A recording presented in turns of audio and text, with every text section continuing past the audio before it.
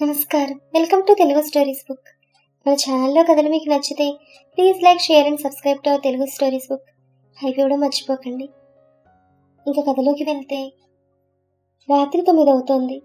సాయంత్రం 6 గంటలకు రావాల్సిన కిరణ్ ఇంకా రాలేదు. తన రాక కోసం ప్రేమగా ఎదురు చూడట్లేదు. ఇంకా రాలేదన్న కోపంతో మాత్రమే ఎదురు చూస్తోంది స్వాతి, టీవీలో ఏదో సీరియల్ చూసుకుంటూ. ఇంతలో కాలింగ్ బెల్ మోకగానే డోర్ ఓపెన్ చేసిన స్వాతికి ఫుల్గా తాగొచ్చిన భర్త ఎదురుగా కనిపించాడు. తనేం మాట్లాడకుండా ఒక చెవి టీవీకి, ఇంకో చెవి భర్త ఏం మాట్లాడతాడా అని వింటూ చూస్తోంది. ఈలోగా రెడీ అయిన కిరణ్ తినడానికి అన్నం పెట్టమన్నాడు. వారి మధ్య సంభాషణ ఈ విధంగా సాగింది. నేనేం వంట చేయలేదంది స్వాతి.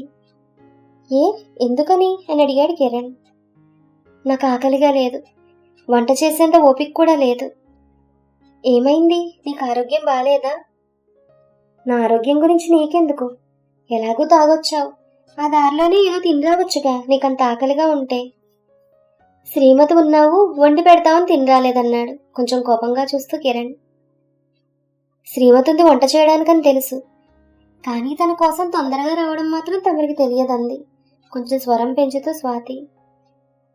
నేను ప్రతిరోజు లేటుగా వస్తున్నానా, ప్రతిరోజు తాగొస్తున్నానా? నాకంటూ స్నేహితులుండరా? వాళ్లతో కాస్త సమయం గడిపే స్వేచ్ఛ కూడా ఉండదా మాకు అంటూ తన చేతిలోన రిమోట్ లాక్కుంటూ, ఎప్పుడు ఈ సీరియల్ గొడవే, ఇంటికొచ్చినా కాస్త మనశ్శాంతి ఉండదు అంటూ తనకి నచ్చిన ఛానల్ పెట్టుకున్నాడు. స్వాతి హాల్ నుండి బెడ్రూమ్లోకి వెళ్ళిపోయింది. కిరణ్ కూడా కాసేపు టీవీ చూసి తను కూడా వెళ్ళిపోయాడు బెడ్రూమ్కి. తను ఏడుస్తున్న సూచనలు చూసి, ఇప్పుడు ఏమైందని ఏడుస్తున్నావు, నేనేమన్నాను నిన్ను? ఇలా చీటికి మాడికి ఏడ్చి నిన్ను తక్కువ చేసుకోకన్నాడు కిరణ్. నన్ను నేను తక్కువ చేసుకోలేదు, నువ్వే తాగొచ్చి నన్ను చులకనగా చూస్తున్నావంది స్వాతి. లోకంలో ఎవ్వరూ తాగనట్టు నేను ఒక్కడినే తాగినట్టు, అయినా నేనేమైనా ప్రతిరోజు తాగుతున్నానా? ప్రతిరోజు తాగే వాళ్ళతో పోలిస్తే అసలు నేనెంత? అది కూడా నీ వల్లే తాగుతున్నాను, నాకు మనశ్శాంతి లేక తాగుతున్నాను. ఇంకా నయ్యో, రోజు తాగలే, సంతోషించన్నాడు కిరణ్. ప్రతిరోజు తాగు, నాకు ఒక పురుగుల మందు కొనిచ్చి నువ్వు ప్రతిరోజు తాగు, తందనాలాడు నీకు నచ్చినట్లుగా అంది స్వాతి. పిచ్చి పిచ్చిగా మాట్లాడకంటూ స్వాతి చెంప చెల్లుమనిపించాడు కిరణ్. స్వాతి ఇంకేం మాట్లాడలేదు, ఏడుస్తూ ఉంది. బెడ్కి తనొక వైపు, కిరణ్ ఇంకొక వైపు నిద్రపోయేసరికి అర్ధరాత్రి దాటింది. స్వాతి కిరణ్లు 7 అడుగులు వేసి 7 నెలలు అవ్వకముందే 7 అడుగుల దూరం అయిపోయింది వారి మధ్య. కిరణ్ సివిల్ ఇంజనీర్, బహు చమత్కారి, చురుకైన వ్యక్తి. ఎవరితోనైనా ఇట్టే కలిసిపోతాడు. పనిలో కూడా చాలా ఉత్సాహంగా ఉంటాడు. పెళ్లి మీద ఎన్నో ఆశలతో ఉన్న కిరణ్కి అందమైన చక్కలైన పిల్ల స్వాతిని తెలిసిన బంధువుల ద్వారా వివాహం నిశ్చయించారు వాళ్ళ అమ్మా నాన్న. అందమైన అమ్మాయిని భారీగా పొందుతున్నందుకు మురిసిపోతున్నాడు కిరణ్. పెళ్లి చాలా ఘనంగా జరిగిపోయింది బంధుమిత్రుల మధ్య. 2 రోజుల్లో శోభన ఏర్పాట్లు జరిగాయి. కిరణ్ స్వాతులకున్న సిగ్గు బిడియంతో మొదటి 3 నెలల ముచ్చట మందహాసంగా జరిగిపోయింది. కిరణ్ వాళ్ళ ఆఫీస్ పట్టణానికి చివరన ఉండడంతో ప్రయాణానికి ఎక్కువ సమయం గడిచిపోతుంది కిరణ్కి. దాంతో వాళ్ళ ఆఫీస్కి దగ్గరలో ఒక ఇల్లు అద్దెకి తీసుకుని అందులో ఉండమన్నారు వాళ్ళ అమ్మా నాన్న. వాళ్ళకు కూడా కొంచెం ప్రైవసీగా ఉంటుందన్న ఉద్దేశ్యంతో. కిరణ్కి పాత స్నేహాలు ఎక్కువ, అందులో ఆడవాళ్ళు కూడా ఉన్నారు. వాళ్లతో షాటింగ్, ఆఫీస్ అయిపోయాక స్నేహితులతో ముచ్చట్లు, ఇంటికి లేట్గా రావడం ఇవేమీ రుచించడం లేదు స్వాతికి. ఈ విషయాన్ని స్వాతి హెచ్చరిస్తూ చెప్పింది అవన్నీ మానుకోమని. కానీ దానికి కిరణ్ ససేమిరా అన్నాడు. అంతేకాదు, కిరణ్ అంటే పెళ్లికి ముందొకలా, పెళ్లి తర్వాత ఒకలా కాదు, ఎప్పుడూ ఒకేలా అన్నాడు మాటకారులా. రోజు రోజుకు అన్యోన్యంగా ఉండాల్సిన దాంపత్యం అగమ్యగోచరంగా తయారైంది. అర్థం చేసుకుని నడుచుకోవాల్సిన భార్యాభర్తలు అర్థరహితంగా పోట్లాడుకోవడం మొదలుపెట్టారు. నిజానికి వారికి ఉన్న సమస్య చాలా చిన్నది, చాలా ఇళ్లలో ఉండేదే. కానీ అందరూ ఇలానే పోట్లాడుకుంటున్నారా? కిరణ్కి సందేహాలు, సమస్యలు పెరుగుతూ పోతున్నాయి తప్ప తరగడం లేదు. మరునాడు ఆదివారం హాఫ్ డే కిరణ్కి. లేచి ఆఫీస్కి బయలుదేరాడు. స్వాతి ఇంకా నిద్రలో ఉందో లేక నిద్ర నటిస్తుందో తెలియదు, కానీ కిరణ్ తనకి తానుగా బయలుదేరి వెళ్ళిపోయాడు. ఆఫీస్లో ఆదివారం పనివారు ఎవ్వరూ రారు, ఏదో ప్రముఖ పనులు ఉన్నవారు తప్ప. ఆఫీస్కి సంబంధించిన పనులు కొంచెం చూసుకోవడం, తోటి ఉద్యోగస్తులతో కబుర్లు చెప్పుకోవడం, కాలక్షేపంగా గడిచిపోతుంది ఆదివారం. పైగా పెద్ద స్థాయి ఉద్యోగస్తులు కూడా రారు. కిరణ్ ముఖంలో కళావిహీనత, దుఃఖం అంతా పరిశీలిస్తున్నాడు కార్తీక్. కిరణ్ కార్తీకులు చాలా కాలంగా మంచి స్నేహితులు. కార్తీక్ వాళ్ళ సంస్థల క్యాషియర్. చాలా ఓర్పుగా, నేర్పుగా, నిశ్శబ్దంగా పనిచేసుకునే వ్యక్తి. కిరణ్కి అందరూ సన్నిహిత స్నేహితులే. తన వ్యక్తిత్వం అలాంటిది. కార్తీక్ అందరూ సన్నిహితులు కాదు, కానీ అందరూ అభిమానించే వ్యక్తి. ఎప్పుడూ చిరునవ్వుతో ఉంటాడు. కార్తీక్ అందరికంటే కిరణ్తో స్నేహం ఎక్కువ, చనువు కూడా బాగా ఎక్కువే. కిరణ్ని గమనిస్తున్న కార్తీక్ అలా కాఫీ తాగొద్దాం పదా అనడంతో ఇద్దరు కలిసి క్యాంటీన్కి వెళ్లారు. కార్తీక్ కలగజేసుకుని ఆదివారం స్పెషల్ ఏమీ లేదా, సాయంత్రం సినిమా, షికారు అనడంతో రాత్రి జరిగిందంతా చెప్పడం మొదలుపెట్టాడు కిరణ్. నిజానికి కిరణ్కి కార్తీక్తో ఉన్న చనువుతో అప్పుడప్పుడు తన భార్యతో వివాదాలు లేవనెత్తినప్పుడు కార్తీక్ పెద్దగా పట్టించుకోలేదు. భార్యాభర్తల మధ్య సాధారణమే లేవోయ్ అంటూ తన వ్యక్తిగత విషయాల్లో తలదూర్చలేదు కార్తీక్. కానీ ఇప్పుడు తన సమస్య వింటుంటే వివాదం బాగా ముదిరినట్టుందని ఆసక్తిగా వింటున్నాడు కార్తీక్.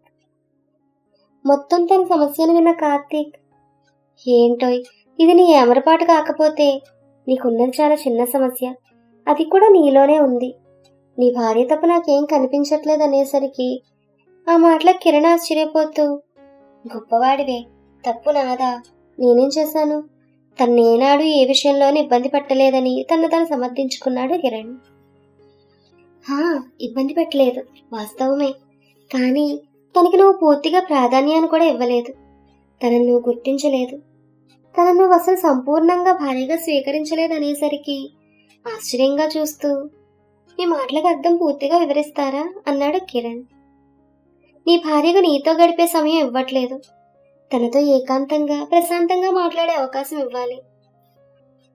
అప్పుడే ఆడవాళ్ళు మనల్ని సంపూర్ణంగా అర్థం చేసుకుంటారు. అదేంటండి అలా అంటారు? తనకి నాతో గొడవ పడ్డానికి సమయం ఉంటుంది, కానీ తనకు ప్రశాంతంగా మాట్లాడే అవకాశం ఇవ్వలేదంటారా? గొడవ పడే సమయం ఏదో ప్రశాంతంగా మాట్లాడొచ్చుగా అంటున్న కిరణ్ని, కాస్త ఆవేశం తగ్గించు కిరణ్, ఎందుకు అంతలా రియాక్ట్ అవుతావు? నువ్వు ఇప్పుడే ఇలా మాట్లాడితే మీ ఆవిడతో ఇంకెంత చిరాగ్గా మాట్లాడుతున్నావో నాకు అర్థమవుతోంది. స్నేహితుల్ని కలవద్దు, స్నేహితులతో చాటింగ్ చేయొద్దంటే నాకు చిరాకు రాదా? వస్తుంది, నీకే కాదు ఎవరికైనా వస్తుంది. కానీ వారానికి ఎన్నిసార్లు నీ భార్యతో కలిసి బయటకు వెళ్తున్నావు సరదాగా? 2-3 వారాలకోసారి వెళ్తుంటాం. మరి నీ భార్యని 2-3 వారాలకు ఒకసారి తీసుకెళ్ళి నువ్వు మాత్రం ప్రతిరోజు మీ స్నేహితులతో కబుర్లు చెప్తూ ముచ్చట్లు పెడుతుంటే ఊరుకుంటూ ఉంటుందా? నిజమే అనిపిస్తోంది కిరణ్కి. తన స్నేహితుడు చెప్పిన విషయాలు ఒక్కొక్కటి విశ్లేషిస్తే ఎక్కడో తప్పు తనే చేస్తున్నా అన్న సందేహం కలగక మానట్లేదు కిరణ్కి. నేను దాదాపుగా నెలకొకసారి మందు తాగుతున్నాను, అది కూడా స్నేహితులందరితో కలిసి. మన ఆఫీస్లో ఉన్న 50 మందిలో దాదాపు 40 మంది తాగుతున్నారు. వాళ్ళ భార్యలు కూడా నా భార్యలాగే ప్రవర్తిస్తున్నారా? అయినా ఈ రోజుల్లో ఆడవాళ్లే మందు తాగుతున్నారు. నేను తాగి ఇంటికి వెళ్ళిన రోజు మా ఆవిడ నన్ను హీనంగా చూస్తుంది. దానికేమంటారు? ఇలా చూడు కిరణ్, ముందు నిన్ను నువ్వు సరిదిద్దుకో, తర్వాత మిగతా వారి కోసం మాట్లాడదువు. మందంటే కుళ్ళపెట్టి కృషించిన ఒక ద్రవ పదార్థం. పాచిపోయిన కూరే నువ్వు తినవు. అలాంటిది దాన్ని సర్దడం వెనకేసుకురావడం. నా చిన్నప్పుడు మా తాతయ్య వేప చెక్కలు తీసుకొస్తే వాటిని కషాయం చేసిచ్చేది మా నాయనమ్మ. అది చేదే, నువ్వు తాగుతా అనేది చేదే. కానీ ఆ కషాయం తాగితే ఆరోగ్యం, నువ్వు చెప్తున్నది తాగితే అనారోగ్యం. ఆడవాళ్ళు కూడా తాగుతున్నారన్నావు, తాగరా మరి? ఆడవాళ్ళ ముందు స్త్రీ అనే కంటే ముందు మనిషిని గుర్తిద్దాం. మగవాళ్ళు మందు తాగి అందులో కిక్కుందంటే ఏంటో కిక్కని వాళ్ళకు మాత్రం కుతూహలంగా ఉండదా చెప్పు? దాని పర్యవసానమే ప్రస్తుతం కొంతమంది స్త్రీలు అలవాటు పడ్డారు. ఆధునికత అనే ముసుగులు. అంతే తప్ప ఏ భారతీయ సాంప్రదాయ స్త్రీ కూడా మందుని ప్రోత్సహించదు. మందు తాగితే కిక్కిస్తుందని తాగుతున్నారు. కిక్ అంటే భార్య చెంప చెల్లుమనిపించడమా అంటూ కిరణ్ కళ్ళలోకి చూస్తూ సూటిగా అడిగేసరికి కిరణ్ తలదించుకున్నాడు. ఇంతకీ నీ శృంగార సంసారం ఎలా ఉంది? అదైనా సజావుగా ఉందా అని అడిగాడు, కాస్తంత అనుమానం వ్యక్తపరుస్తూ. ఎక్కడండి, ఎప్పుడూ తన గొడవతోనే సరిపోతోంది. ఏదో వారానికి 2-3 సార్లు కలుస్తున్నాం అంతే. ఓహో, తమరగారు శృంగారంలో లెక్కలు వేసుకుని కూర్చుంటున్నారా? మరి అందుకేనోయ్ మీ జీవితంలో అసంతృప్తి. శృంగారం అంటే వారానికి 2-3 సార్లు, రోజుకి 2-3 సార్లు అని లెక్కలు వేసుకునేది కాదు. అంటే ఏంటి? ఇంకొంచెం ఎక్కువసార్లు కలిస్తే తను హ్యాపీగా ఉంటుందా? సందేహపడుతూ అడిగాడు కిరణ్. శృంగారం అంటే అనుభూతి. శృంగారం అంటే పరస్పర అంగీకారం. శృంగారం అంటే ఒకరి కౌగిల్లో ఒకరు ఒదిగిపోవడం. శృంగారం అంటే ముద్దులతో ముంచెత్తడం. శృంగారం అంటే 2 శరీరాల స్పర్శ. శృంగారం అంటే ఒకరినొకరు స్పృశించుకోవడం. శృంగారం అంటే మధురమైన అనుభూతి. నిజానికి ఒకరు చెప్తే తెలుసుకునేది కాదు శృంగారం అంటే. తనకు తానుగా భాగస్వామితో అనుభవించి పరవశించిపోయేదే శృంగారం అంటే. అంతకంటే నేను ఎక్కువ చెప్పలేనని చెప్పి దాంట్లో రసరమ్యతను ఎంతవరకు అయితే వివరించగలడో అంతవరకు వివరించి చెప్పాడు కార్తీక్. పూర్తిగా అన్నీ విడమర్చి మరీ చెప్పకపోయినా దాని భావం, దాని విలువ పూర్తిగా అర్థమయ్యేలా వివరించాడు కార్తీక్. అదంతా విన్న కిరణ్ ఆశ్చర్యపోతూ, అంత నిశ్శబ్దంగా ఉన్న నీలో ఇన్ని విషయాలున్నాయని నేను గమనించలేదు. నువ్వు ఈ క్షణంలో నాకు స్నేహితునిగా కంటే గురువులా కనిపిస్తున్నావు అన్న మాటలకి, చాలే కిరణ్, నువ్వు పొగడాల్సింది నన్ను కాదు నీ భార్యని అన్నాడు. ఏంటి, తన్ని పొగడాలా?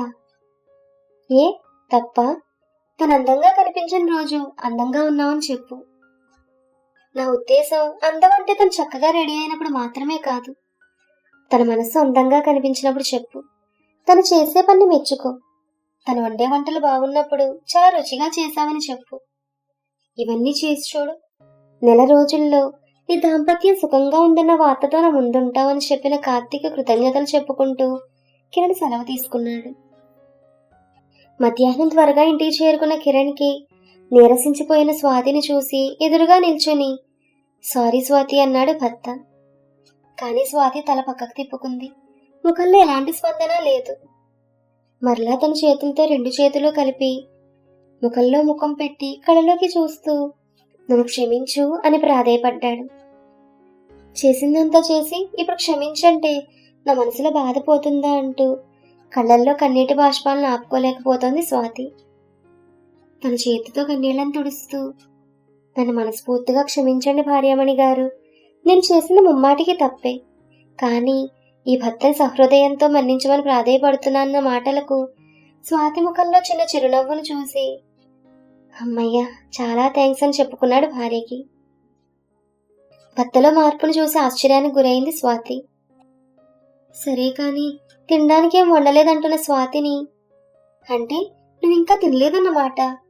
సరే, నువ్వు త్వరగా స్నానం చేయి, నేను ఈలోగా తినడానికి ఏమైనా తయారు చేస్తాననేసరికి స్వాతికి ఆశ్చర్యంతో కూడిన ఆనందం కలిగింది. స్వాతి వెళ్ళి స్నానం చేసి రెడీ అయ్యేలోపు తను బీటెక్ బ్యాచిలర్గా చదివేటప్పుడు 20 నిమిషాల్లో రెడీ అయ్యే బిర్యానీ గుర్తు చేసుకుని రెడీ చేసేశాడు. స్వాతి చాలా అందంగా కనిపించింది కిరణ్కి. చాలా కాలమైంది కిరణ్కి ఇంత అందాన్ని చూసి.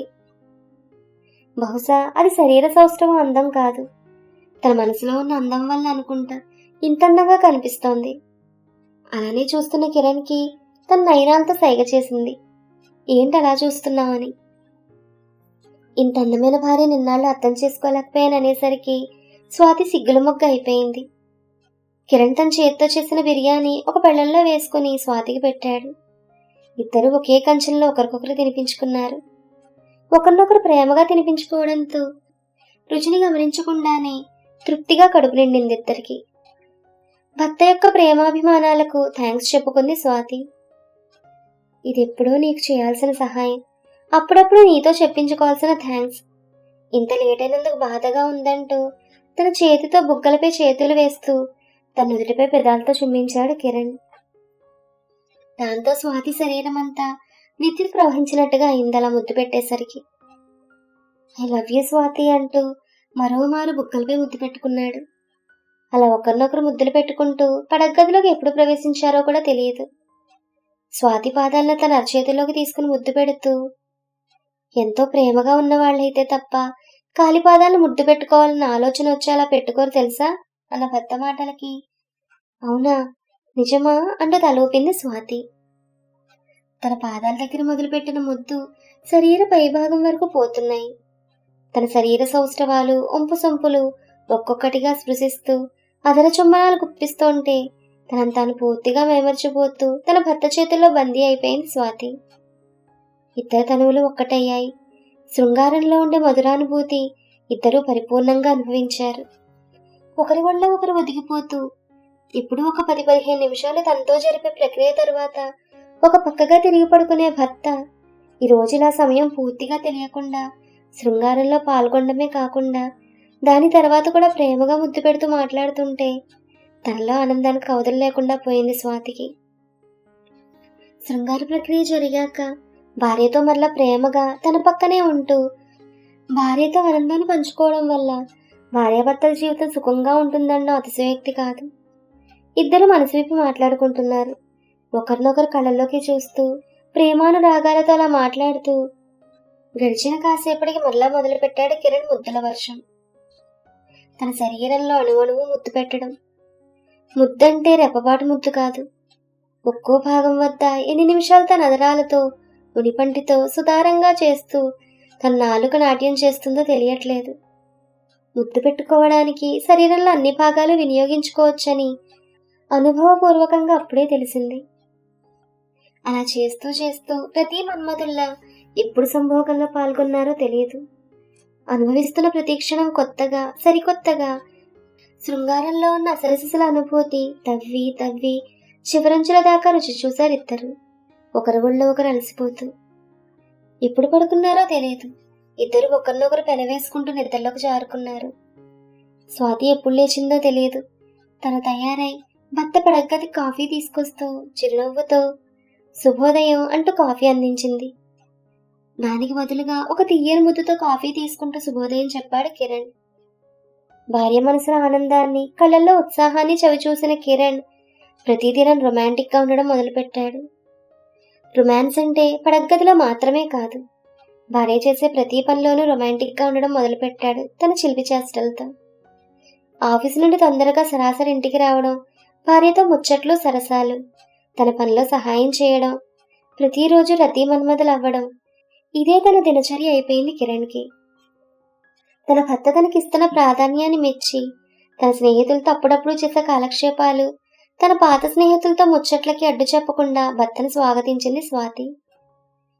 ఇలా శృంగారమయమైన వాళ్ళ జీవితం నెల గడిచేసరికి స్వాతి నెల తప్పడంతో భార్యను మెచ్చుకుంటూ తన స్నేహితుడు కార్తీక్ విషయం చెప్పి థ్యాంక్స్ చెప్పుకున్నాడు కిరణ్. వాళ్ళ అమ్మా నాన్న అత్తామామలకు విషయం చెప్పి ఆనందంతో భార్యాభర్తలు ఒకరినొకరు కౌగిలించుకుంటూ ఆనందంలో శృంగార జీవితాన్ని అనుభవిస్తున్నారు ఇద్దరు. ఈ కథ మీకు నచ్చిందా? ఈ కథ మీకు నచ్చితే please like, share and subscribe to our Telugu stories book.